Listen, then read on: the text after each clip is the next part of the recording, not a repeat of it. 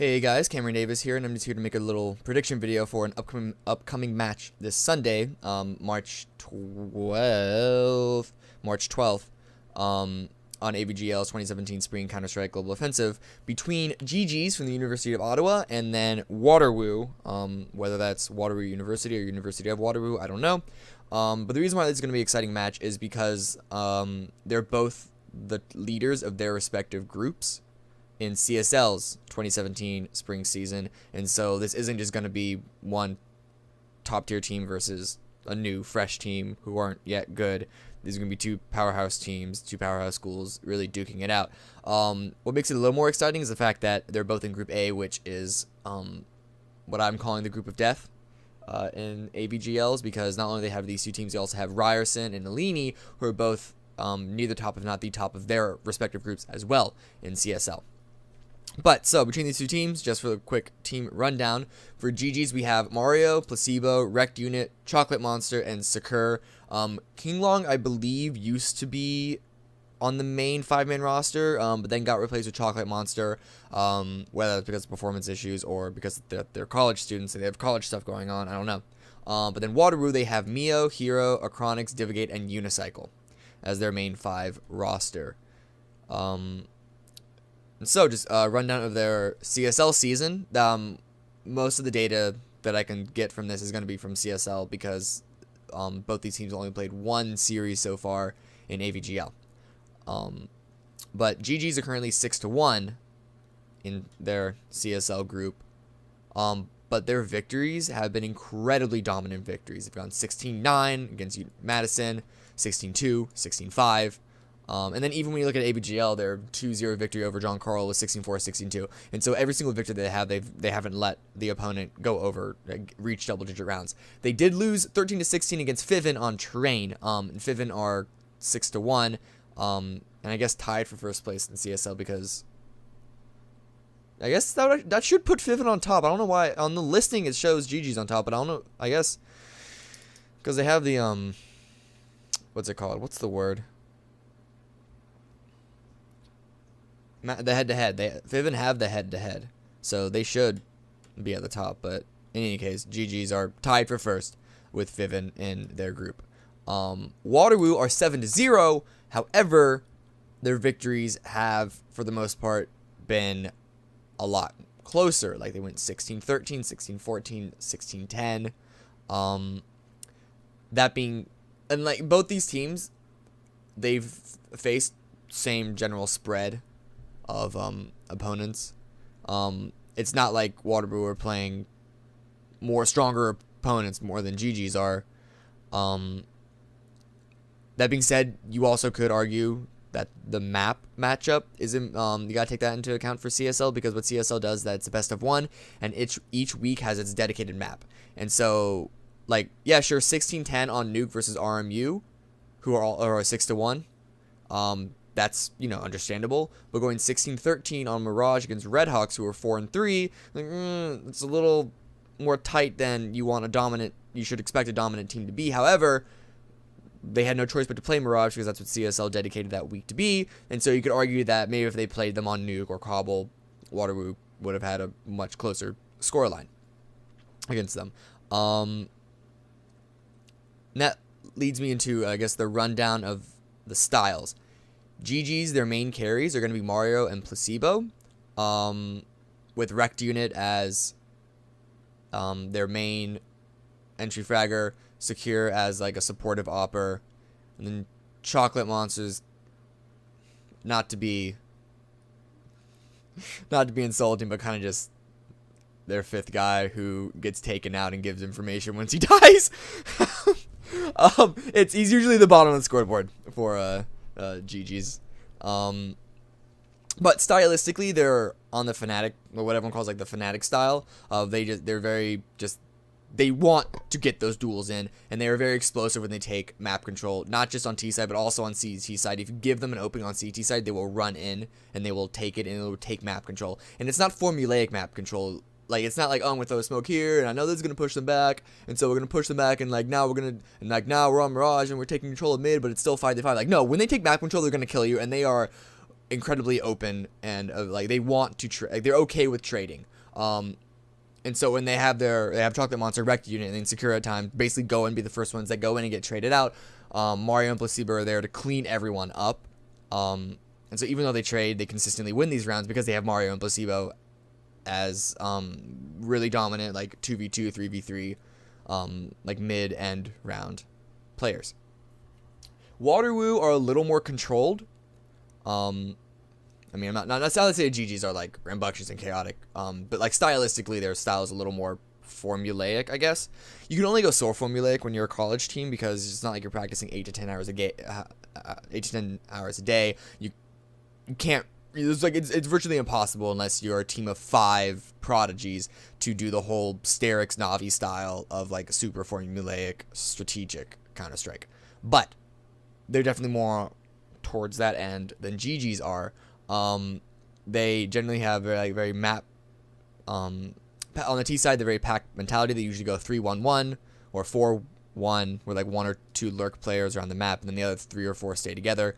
On the CT side, they are very open to retakes. They are completely okay giving you the map. Giving you the site, and I swore I wrote this down. I don't know where this is. They're completely open to for retakes. 5v5 retakes. They don't want to trade at all when they're on the CT side. On the T side, you can only you can't really stop trading because you're running into the map. But they go in and they get that plant down early, and they get into post plant positions as quickly as they can. And so like they always have a plan when they go into the map or when they're trying to retake. So obviously we keep saying map. They always have a plan when they go into a site as a T side or when they retake a site on the CT side, and they are completely okay. Like they do not want to just do 1-to-1 trades. They want to have a full-on 5-man, like 4 or 5-man squad, all fighting together.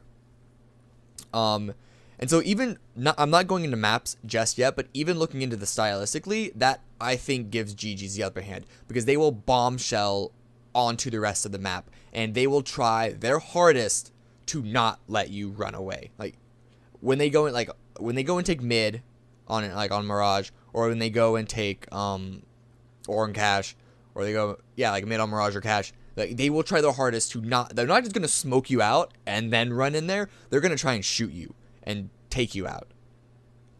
And so that being said, Waterwoo do have a very defensive CT style. And so they do have a better chance than other teams, I think, just knowing how they play CT to be able to escape and not get traded out. But I still think that GeeGees are going to, like stylistically, I think that already puts the upper hand on the GeeGees. I forgot to mention this about Waterwoo. Even though stylistically the pack mentality, it tends to be the Mio show more than anything else. Consistently, Mio puts up really good scores, but everyone else has a negative KD ratio.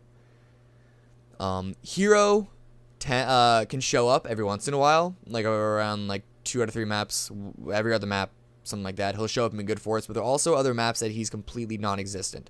And so that's the other thing. If Mio doesn't show up, then this is going to be GeeGees 2-0. It doesn't matter.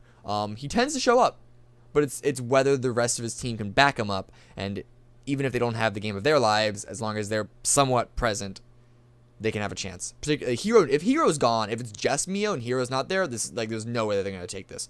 So that's already kind of gonna be a coin flip right there, more or less.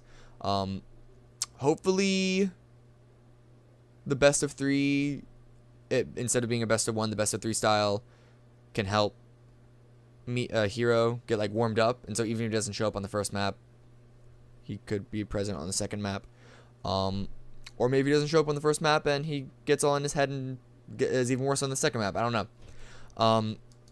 But yeah, going to the maps, GeeGees, their home map is definitely Cash. They're incredibly dominant on it, which makes sense due to their puggy style. Mirage is a close second as well. And so Waterwoo and AVGL, it's best of 3. They ban 2, then they each pick 1. They each ban 1, they each pick 1, and then it's a randomizer with the last 3. And I think the randomizer itself could actually decide this series. But so what should happen is that Waterwoo need to ban Cash. If they for some reason don't want to ban Cash, they have to ban Mirage. If they don't ban either one of those, and one of those two shows, and because GeeGees is going to pick the one of those that's open, and then one of those two show up in the randomizer, and it's just there's no way Waterwoo are going to take this. So they need to ban one of those two. They have a chance, preferably Cash, but Mirage as well is also an option. GeeGees needs to ban either Train or Nuke. Sorry, not Nuke, Train or Cobble. Both because that fits better stylistically with how Waterwoo plays. It's not as strong as a map for them, but also particularly for Cobble, that actually is a map that Acronics can show up. And if Mio, Hero, and Acronics all play well on Cobble, then I think they definitely have a chance there.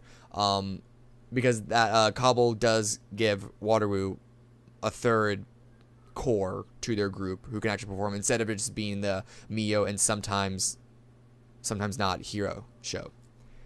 And so whichever one of those GeeGees doesn't ban between Train or Cobble, Waterwoo needs to pick that, which will leave Overpass, Inferno, and Nuke.